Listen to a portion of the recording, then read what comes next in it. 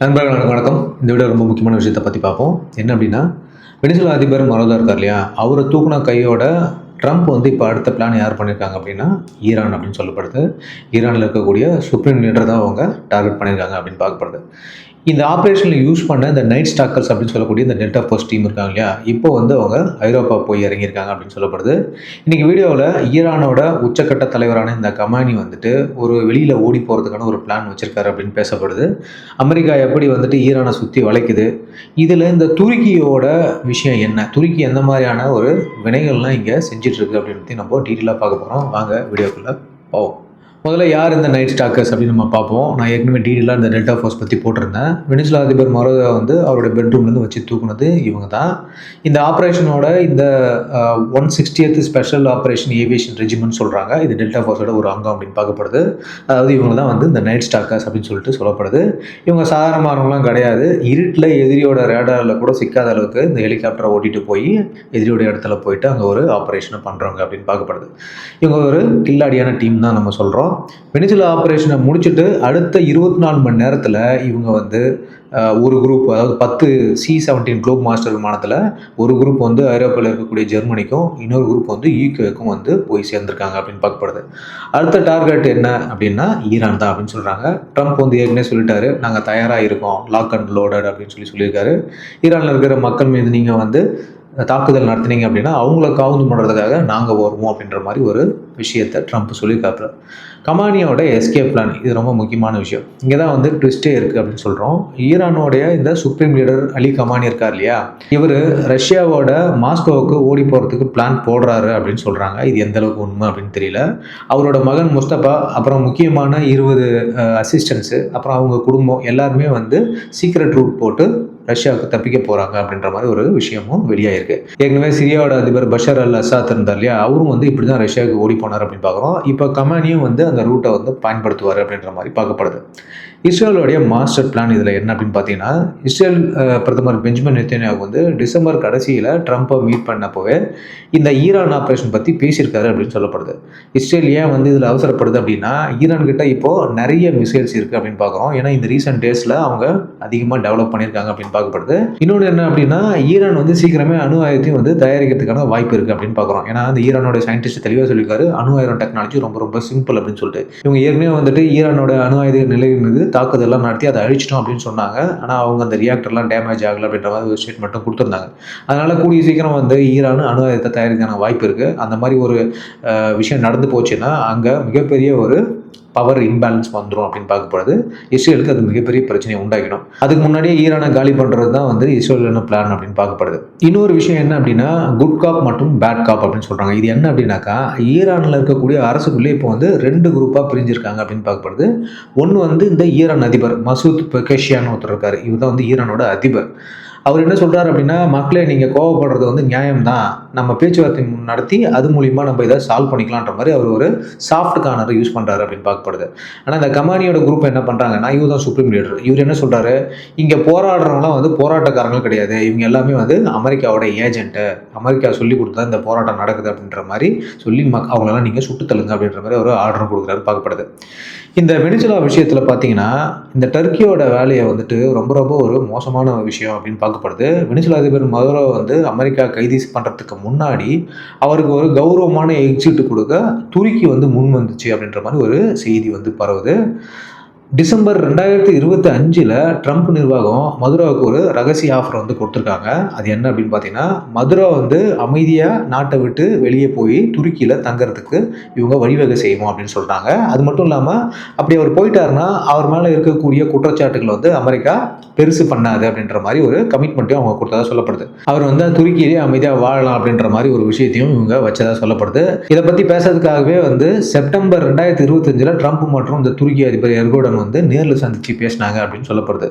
ஏன் துருக்கி அப்படின்னு பார்த்தீங்கன்னா, ரஷ்யா, கியூபா, ஈரான் மாதிரியான நாடுகளை விட துருக்கி மதுராவுக்கு ரொம்ப வசதியாக இருந்துச்சு அப்படின்ற மாதிரி இவங்க 2 பேரும் கருதுனாங்க. மேலும் எர்டோகன் வந்து மதுராவை வந்து இவர் என்னுடைய பிரதர் அப்படின்னு தான் கூப்பிடுவாராமா. வெனிசுலாவோட தங்கத்தை வந்து சுத்திகரிக்கிறதுல துருக்கிக்கு ஒரு பெரிய பங்கு இருக்குது அப்படின்னு பார்க்குறீங்கன்னா துருக்கி அங்கே பிஸ்னஸ் பண்ணுது. அதனால் அங்கே போனாக்கா மதுரா வந்து ரொம்ப செக்யூர் ஆகும், வசதியாகவும் இருக்கிறதுக்கான வாய்ப்பு இருக்குது அப்படின்ற மாதிரி அமெரிக்கா நினச்சிதுன்னு சொல்லிட்டு துருக்கி வந்து மதுரா கிட்ட ஒரு கருத்து வச்சதாக சொல்லப்படுது. பொதுவாக இந்த துருக்கி அப்படிங்கிற நாடு வந்து எப்படி வந்து ஒரு பக்கம் வந்து தீயையும் மூட்டி விட்டுட்டு இன்னொரு பக்கம் வந்து அதே தீயை அணைக்கிற மாதிரி நடிக்கும் அப்படின்றது தான் பார்க்கப்படுது. இந்த துருக்கின்ற நாடு பார்த்தீங்கன்னா உலக அரசியலில் டபுள் கேம் மாஸ்டர்னே சொல்லுவாங்க. ஏன்னா ரெண்டு பக்கமும் இவங்க வந்து கேம் ஆடுவாங்கன்னு பார்க்கப்படுது. இந்தியாவுக்கும் வந்து இது ரொம்ப ஆபத்து அப்படின்னு சொல்கிறோம். துருக்கி வந்து ஒரு பக்கம் நேட்டோ கூட மெம்பராக இருக்காங்க, ஆனால் இன்னொரு பக்கம் ரஷ்யா கூட இன்னமும் பிஸ்னஸ் பண்ணிட்டு தான் இருக்காங்க அப்படின்னு சொல்லப்படுது. துருக்கி ஏன் இப்படி பண்ணுது அப்படின்னா அதுக்கு பின்னாடி ரெண்டு கொள்கை இருக்குது அப்படின்னு பார்க்குறோம். ஒன்று இஸ்லாமிசம், அதாவது இஸ்லாம் நாடுகளினுடைய தலைவன் நான் அப்படின்ற மாதிரி இஸ்லாம் நாடுகள்லாம் இவங்க வந்து காட்டிப்பாங்க அப்படின்னு பார்க்கப்படுது. அதனால தான் இவங்க இந்த பாகிஸ்தான், பங்களாதேஷ் இந்த மாதிரி நாடுகளும் ரொம்ப நெருக்கமாக இருக்காங்க அப்படின்னு பார்க்கப்படுது.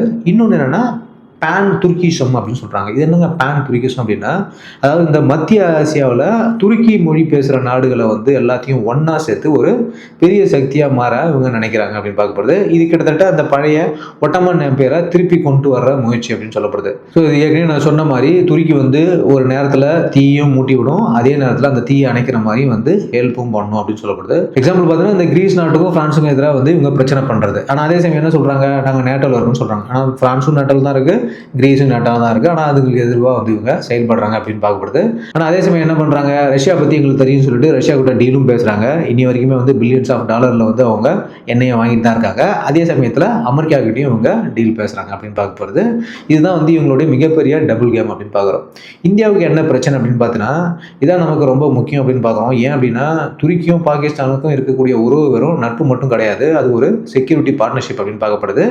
இந்தியாவுக்கு எதிராக பாகிஸ்தான் நடத்துகிற போர்களில் துருக்கியோட ட்ரோன்களை வந்துட்டு பெரிய பங்கு வகிக்குதுன்னு பார்க்குறோம். போன வருஷம் இந்த ஆப்ரேஷன் சிந்தூர் அப்போ கூட துருக்கியோட ட்ரோன் ஆப்ரேட்டர்கள், அதாவது துருக்கி ட்ரோன் கொடுத்தது மட்டும் இல்லாமல் ட்ரோன் ஆப்ரேட்டர்களும் அந்த வாரில் வந்து ஈடுபட்டிருக்காங்க அப்படின்னு பார்க்கப்படுது. இவங்க பாகிஸ்தானுக்கு ஹெல்ப்பும் பண்ணியிருக்காங்கன்னு சொல்லிட்டு ரிப்போர்ட்டும் வந்திருக்கு. இந்தியாவுக்கு எதிராக இருக்கிறவங்களுக்கு துருக்கி ரொம்ப சீப்பான ட்ரோன்களை விற்று நமக்கு எதிராக அவங்கள திருப்புது அப்படின்னு பார்க்குறோம். இது மட்டும் இல்லாமல் இந்த லிபியா மற்றும் சிரியாவில் வந்து குழப்பம் உண்டு பண்ணுது. துருக்கி தன்னுடைய ட்ரோன்களை வச்சு லிபியா மற்றும் சிரியாவில் வந்து மிகப்பெரிய குழப்பத்தை உண்டாக்குச்சின்னு பார்க்குறோம். அங்கே இருக்கிற போராட்டக்காரர்களுக்கு வந்து ஆயுதத்தை கொடுத்து அந்த நாடுகளுக்கிடையே வந்து நிலையற்ற ஒரு விஷயத்தை மாற்றிட்டாங்க அப்படின்னு பார்க்குறோம். அங்கே இருக்கிற ஆயுள் வளத்தை வந்துட்டு இவங்க மைண்டில் வச்சுக்கிட்டு இந்த விஷயத்த பண்ணாங்க அப்படின்ற மாதிரி பார்க்கப்படுது.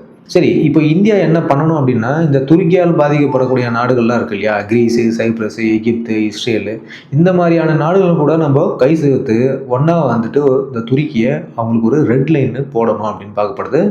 நீங்கள் எங்கள் விஷயத்தில் தலையிட்டீங்க அப்படின்னா நாங்கள் எல்லாரும் சேர்ந்து உனக்கு ஒரு செக்கை வைப்போம் அப்படின்ற மாதிரி மிகப்பெரிய புரிதலை துருக்கிக்கு வந்து உணர்த்தணும் அப்படின்னு பார்க்குறோம். ஏற்கனவே வந்து சவுதி அரேபியா மற்றும் இந்த எகிப்து கூட துருக்கி வம்புக்கு போனப்போ அந்த நாடுகள் எல்லாம் ஒன்றா சேர்ந்து துருக்கியை அடக்குனாங்க அப்படின்னு தான் பார்க்குறோம். என்ன நடந்துச்சு அப்படின்னா எகிப்தில் 2012 முஸ்லீம் பிரதர்ஹுட் அமைப்பை சேர்ந்த முகமது மோர்சி அப்படின்றவர் வந்து அதிபரானார். இந்த அதிபருக்கு வந்து துருக்கி எர்டோகன் வந்து முழு சப்போர்ட் கொடுத்தாருன்னு பார்க்குறோம். ஆனால் 2013 ராணுவ புரட்சி மூலயமா அப்தல் ஃபத்தா அல் சிசி அப்படின்றவர் வந்து அங்கே வந்து பதவியை வந்து பிடிச்சார் அப்படின்னு பார்க்குறோம். துருக்கி இதை வந்து ஜனநாயக படுகொலை அப்படின்னு சொல்லி சிசியை வந்து எதிர்த்தது அப்படின்னு பார்க்கப்படுது. ஆனால் சவுதியும் யுஏயும் சேர்ந்து இந்த அல் சிசிக்கு பில்லியன் கணக்கில் பணத்தை கொடுத்து சப்போர்ட் பண்ணாங்க. துருக்கி எகிப்தை விட்டு ஒதுங்க வேண்டிய நிலைக்கு வந்துருச்சு அப்படின்னு பார்க்குறோம். 2017 சவுதி அரேபியா, எகிப்து, யுஏஇ மற்றும் பஹ்ரைன் இந்த நாடுகள்லாம் சேர்ந்து கத்தார் மீது தீவிரவாதிகளுக்கு வந்து துணை போகுது அப்படின்னு சொல்லி பொருளாதார தடையை விதிச்சாங்க. துருக்கி உடனே என்ன பண்ணாங்கன்னா கத்தாருக்கு ஆதரவாக நின்று அவங்க தன்னுடைய இராணுவத்தையும் அங்கே அனுப்புனாங்க அப்படின்னு பார்க்கப்படுது. சவுதி கூட்டணிக்கு வந்து இவங்க ஒரு சவாலையும் அங்கே விட்டாங்க அப்படின்னு பார்க்கப்படுது. ஆனால் சவுதி கூட்டணி கத்தாரை ஒடுக்கிட்டாங்க அந்த பிரச்சனைகள் அப்படின்னு பார்க்குறோம். துருக்கி வந்து ஒன்றுமே பண்ண முடியாமல் வெளியே தான் வந்துச்சு அப்படின்னு பார்க்கப்படுது. இதனால் துருக்கிக்கும் சரி கத்தாருக்கும் மிகப்பெரிய ஒரு பொருளாதார நஷ்டம் தான் அந்த விஷயத்தில் ஏற்பட்டுச்சு அப்படின்னு பார்க்குறோம். அடுத்த முக்கியமான விஷயம் என்ன அப்படின்னா இந்த ஜமால் கஷோகியோட படுகொலை அப்படின்னு பார்க்குறோம். இந்த ஜமால் கஷோகின்றவர் வந்து சவுதியோட ஒரு பத்திரிகையாளர். 2018 இவர் என்ன பண்ணார் அப்படின்னா துருக்கி நாட்டில் இருக்கக்கூடிய சவுதியோட எம்பசிக்கு இவர் போயிருக்காரு. ஏதோ ஒரு மேரேஜ் விஷயமா விசாரிக்கிறதுக்காக அவருடைய ப்ரூஃப் சம்மந்தமாக போயிருக்காரு. அங்கே என்ன பண்ணியிருக்காங்க அப்படின்னா சவுதியோட ஹிட்மன்ஸை இவரை பிடிச்சி கொன்று இவரை வந்து அப்படியே கரைச்சி டாய்லெட்லேயே ஊற்றிட்டாங்க அப்படின்னு பார்க்குறது. இவரோட தடையுமே தெரியாமல் அழிச்சிட்டாங்க அப்படின்னு பார்க்குறது. இதை அவர் பண்ணது வந்து எம்பிஎஸ் தான் அப்படின்னு பார்க்கப்படுது. ஸோ இந்த விஷயத்தை வந்து உலக வளங்களில் வந்து பயங்கரமாக தெரிவித்து எம்பிஎஸை வந்து அசிங்கப்படுத்துறதுக்கு இவர் பார்த்தாரு அந்த எர்டோகன் அப்படின்னு சொல்கிறோம்.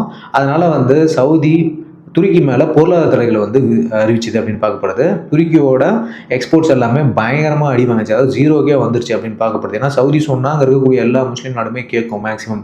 ஸோ அதனால் அவங்களுக்கு மிகப்பெரிய இழப்பு ஏற்படுது அப்படின்னு பார்க்கப்படுது. மேலும் பார்த்தீங்கன்னா இந்த லிபியாவோட உள்நாட்டு போரில் துருக்கி ஒரு பக்கமும் சவுதி எகிப்து கூட்டணி ஒரு பக்கமும் இருந்தாங்க. துருக்கி அங்கே ஒரு பெரிய ஆதிக்கம் செலுத்த பார்த்தப்போ எகிப்து ராணுவம் நீ ஒரு அடி முன்னாடி எடுத்து வச்ச அப்படின்னா உன் மேலே போர் தொடுப்போம் அப்படின்ற மாதிரி ஒரு ரெட் லைனை போட்டாங்க அப்படின்னு பார்க்கப்படுது.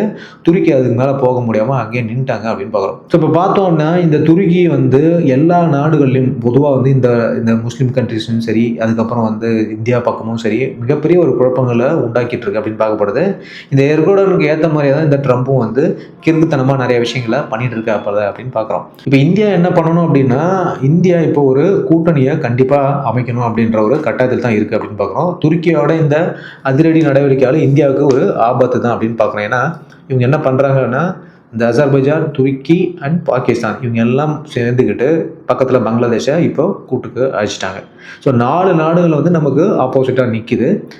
துருக்கியை பொறுத்த வரைக்கும் ட்ரோனில் வந்து அவங்க இப்போ ஓரளவுக்கு சிக்னிஃபிகண்ட்டாக வளர்ந்துட்டாங்க அப்படின்னு பார்க்கப்படுது. அதாவது அமெரிக்காவுக்கு அடுத்தபடியாக ட்ரோன் வார்ஃபேரில் நல்லாவே வளர்ந்துட்டு வர ஒரு நாடு துருக்கி அப்படின்னு பார்க்குறோம். ஏன் அப்படின்னா அவங்களுக்கு டெக்னாலஜி எல்லாமே நாட்டோட டெக்னாலஜி கிடச்ச போது இந்த பக்கம் வந்து ஆயில், அதுவும் இல்லாமல் கேஸ் எல்லாத்தையும் ரஷ்யாட்டுன்னு வாங்கிக்கிறாங்க. ட்ரம்ப்பையும் அவங்க கையில் வச்சுருக்காங்க அப்படின்னு பார்க்குறோம். இந்த மாதிரி ஒரு விஷயம் இருக்கிறதுனால கண்டிப்பாக துருக்கி வந்து மிகப்பெரிய த்ரெட்டாக நம்ம பார்க்குறோம். ஏன்னா அவங்க கல்ஃபில் பண்ண இந்த வேலைகளை வந்து இந்தியாவிலும் பண்ணுறதுக்கு ரொம்ப நாள் ஆகாது, அதை பண்ணிக்கிட்டும் இருக்காங்க. ஓகே மக்களே, ஸோ இந்த துருக்கி அப்படின்னக்கூடிய நாடு உலகத்தில் எல்லா இடத்துலையும் வந்து ஒரு குழப்பத்தை தான் உண்டு பண்ணுது அப்படின்னு நம்ம பார்க்குறோம். ஹிஸ்ட்ரியை நீங்கள் எடுத்து பார்த்தீங்கன்னா நான் சொன்ன விஷயங்களும் நல்லாவே தெரியும். அங்கே இருக்கக்கூடிய முஸ்லீம் நாடுகள்லையுமே அவங்க வந்து குழப்பத்தை உண்டு பண்ணுறாங்க.